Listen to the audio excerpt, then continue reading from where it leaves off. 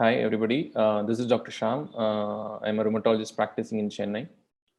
So yesterday's I was like briefly touching on like this is the most important part. Like rheumatoid arthritis, most of us think it involves only the joints. So even whether we treat or don't treat, okay, one of course is the joint deformities or joint damage. What else can happen?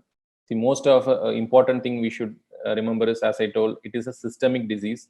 So it's not, we are not talking only about the joints. So we should know that it can involve, actually in this diagram you can see, right from head to foot, anything can be involved. So the one of the common things will be eyes. Many times we do see a lot of patients have what we call dry eyes. There won't be adequate tear secretion, or they can present with the redness of the eyes. See, sometimes it can become very severe and patients can have some vision threatening this one, or the pain can be very severe. So it must be addressed. Even there are some patients where the joints might be silent, but the activity will be going on in other organs. Even that warrants treatment properly, like how we treat a patient with a severe joint pain. The other common thing, what we call, is something called as the interstitial lung disease. So usually rheumatoid arthritis, over a period of time, if particularly if disease is not adequately controlled, they can have something like an what we call interstitial lung disease. So here what happens is similar to joints, there will be inflammation initially followed by scarring. Why it is important is if you are not going to address it, the scarring becomes more and the lung won't be able to expand normally, and the patient will have difficulty in breathing.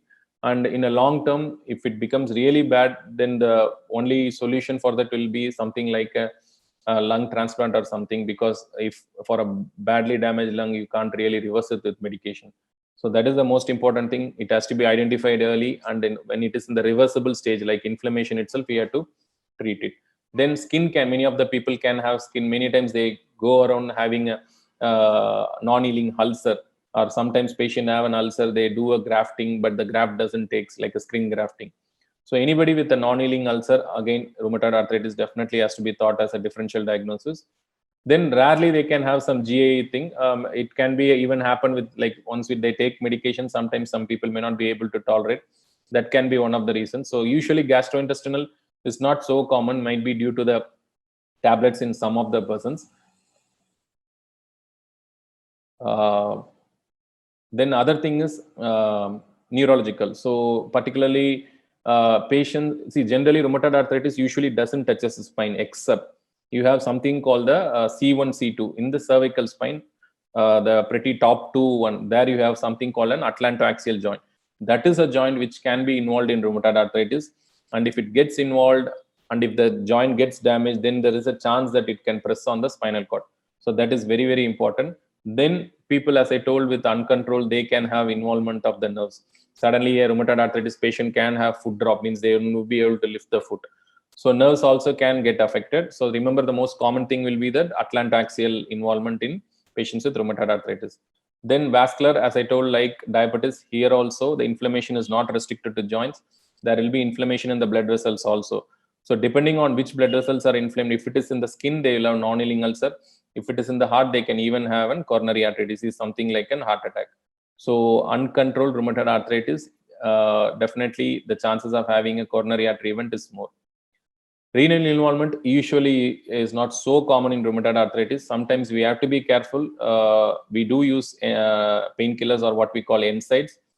Painkillers are only symptomatic, which has to be used only for a short term, and it should never be used without monitoring, means without doing any blood test and without the advice of your physician. So always we have to be careful or judicious in using a painkiller.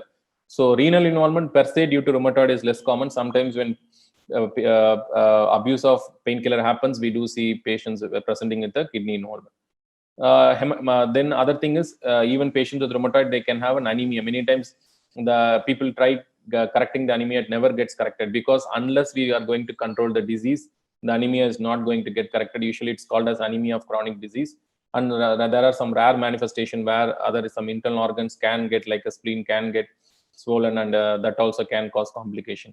So basic take home message from this is, yes, of course, rheumatoid arthritis initially affects the joints, but usually if it is not getting controlled in the later stage, it can involve the other organs. Rarely, sometimes initially also, like that can be the present, like an eye inflammation can be the presenting manifestation, or any lung involvement like interstitial lung disease can be the presenting manifestation.